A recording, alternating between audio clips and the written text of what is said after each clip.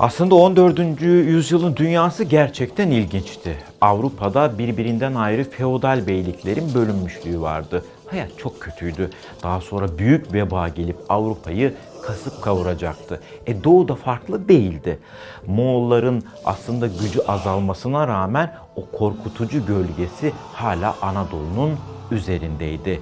Bunun yanı sıra Anadolu'da da Avrupa'da da siyasi birlik yoktu. Kelimenin tam anlamıyla paramparça bir politik coğrafya vardı. İşte bu politik coğrafya içerisinde bir güç Anadolu'nun kuzeybatısında yükseliyordu.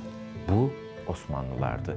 Fakat yükselirken yavaş yavaş adım adım Osmanlılar çok ciddi anlamda hızlı değil fakat emin adımlarla ilerliyordu.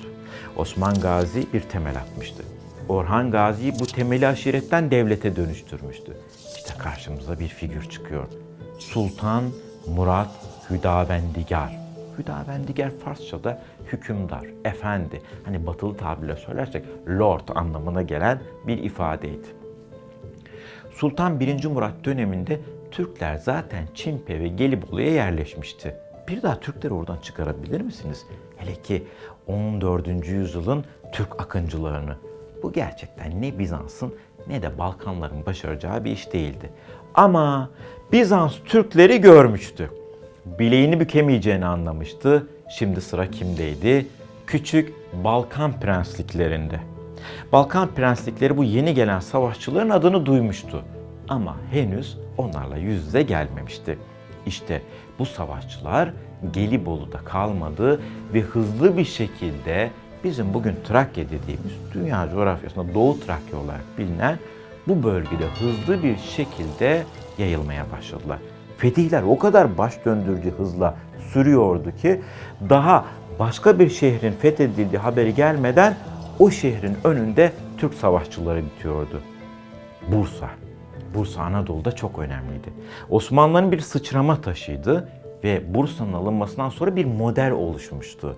Fakat şimdi ikinci büyük şehre göz dikilmişti. Adrianapolis.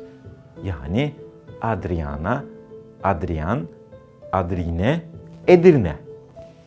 Edirne kenti Osmanlıların Avrupa'ya açılan kapısı olacaktı.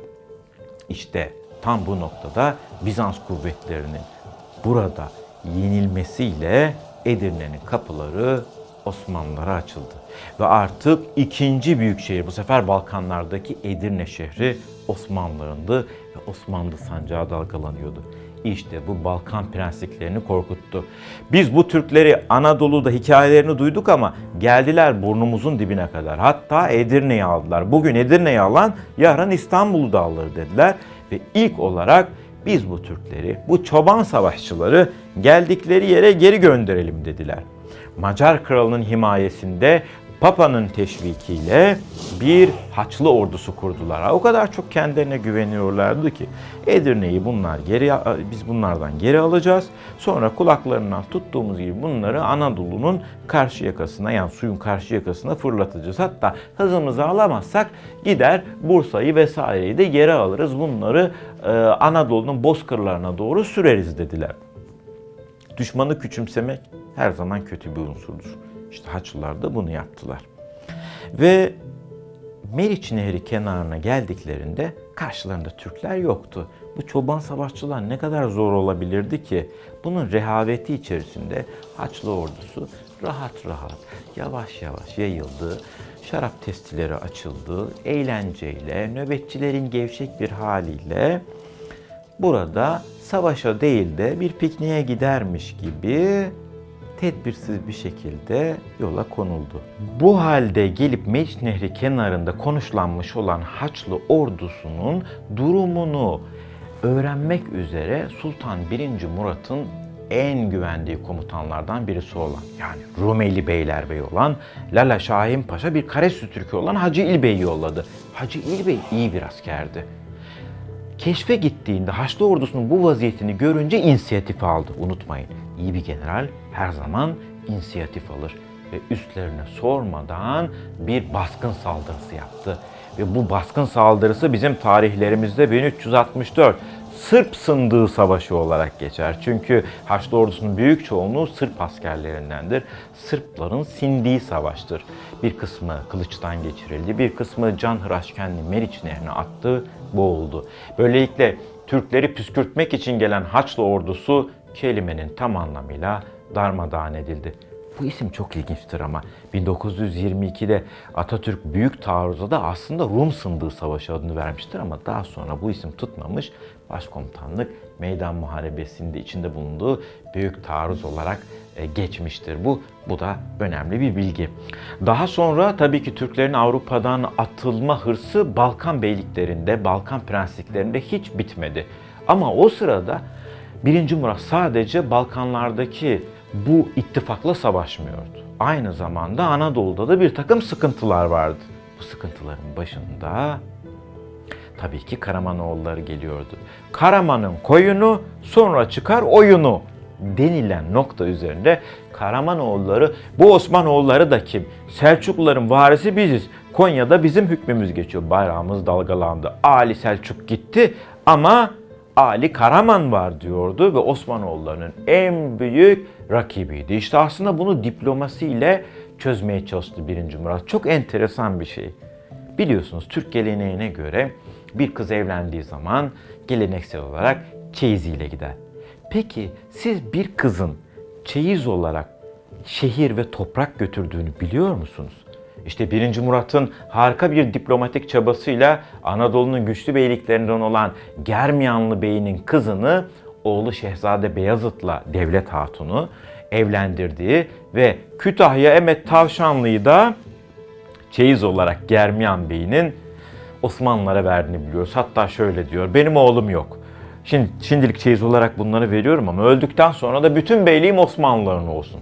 Bir taşla koskoca beylik. Hamitoğullarından da biraz göz korkutarak, biraz ikna ederek 80.000 altına toprak satın alıyor Osmanlılar. Karamanoğulları Beyliğini de kendilerine bağlamak. Biz Avrupa'ya arkamızı döndüğümüzde aman bizi arkadan vurmayın ki bunu çok yapıyor Karamanoğulları Beyliği. Yine bir evlilikle. Bu sefer kızını vererek Alaaddin Bey'e kızı Melek Hatun'u vererek akrabalık kurduruyor. Hatta tarihçiler Hoca Saadettin Efendi çok ilginç bir şey anlatır. Osmanlı artık kurumlaşmıştır. Avrupa'da ordularla savaşmaktadır ama Karamanlı savaşçılar hala aşiret savaşçılarıdır.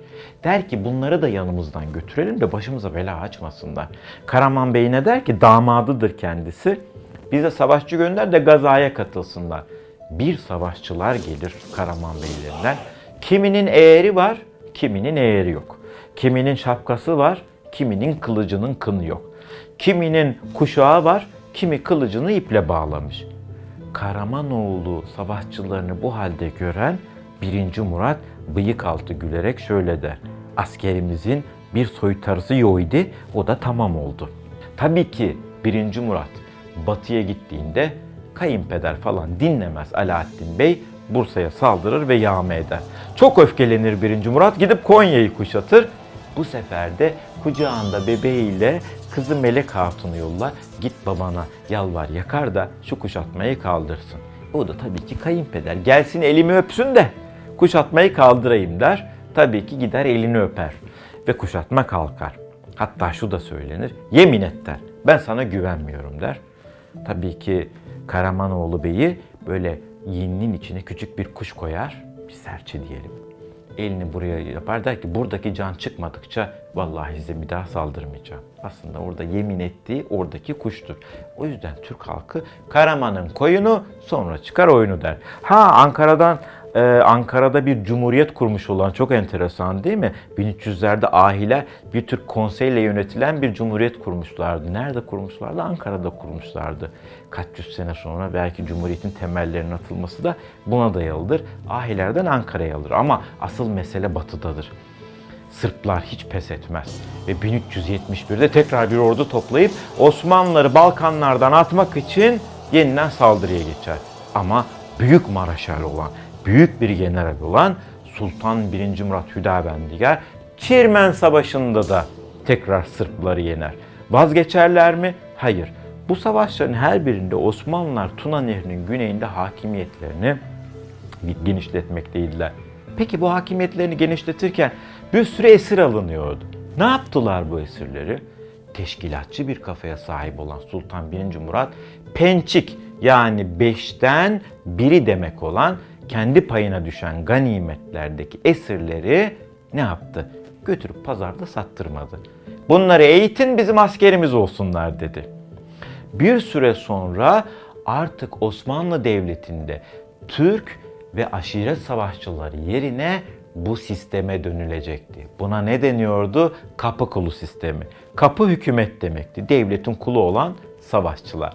Artık Balkanlarda fethedilen yerlerdeki esirler ve ardından da Balkan bölgesindeki Hristiyan çocuklar toplandı ve eğitildi. Çandarlı Halil Paşa şöyle dedi: ne yapalım bunları?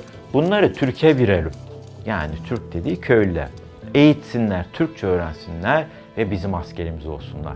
İşte o meşhur Osmanlı savaşçıları olan Yeniçeriler Sultan 1. Murat döneminde böyle doğdu. Niye Yeniçeri? Çeri asker demek. Yeniçeri yeni model asker anlamına geliyordu.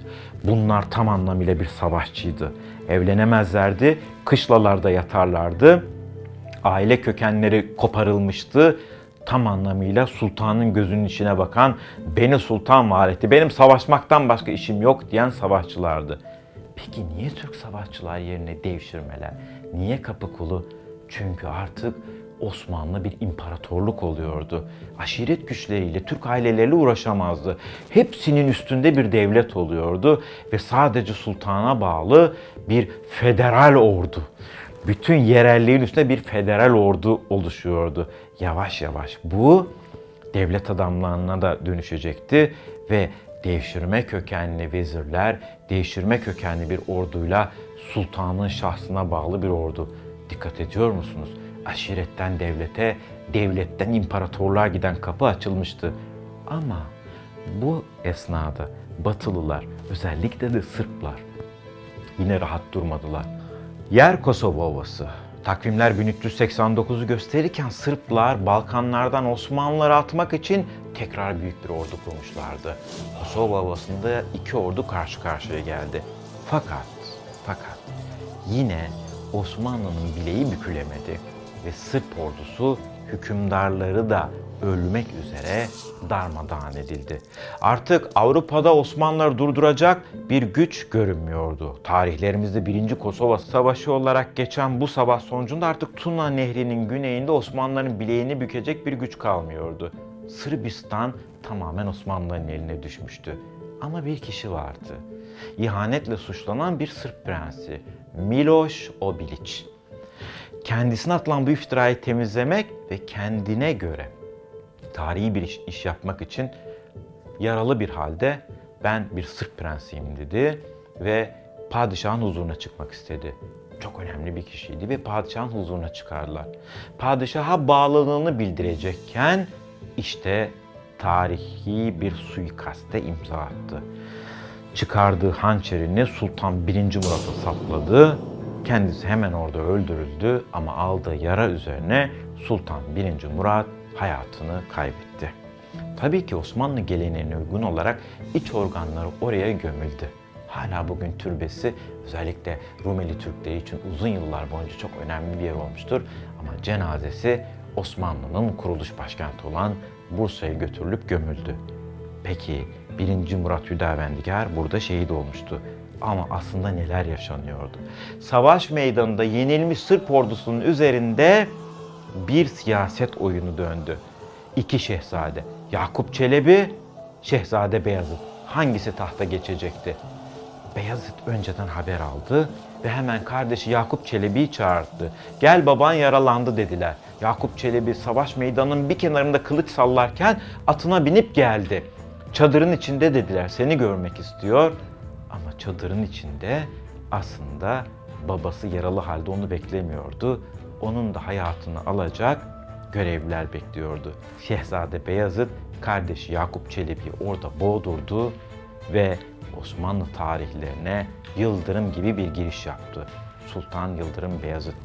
İşte Büyük Maraşal'in öyküsü. Rumeli Fatihi, Balkanların Fatihi, Büyük Maraşal, Büyük Asker, Büyük Diplomat Sultan 1. Murat Hüdavendigar.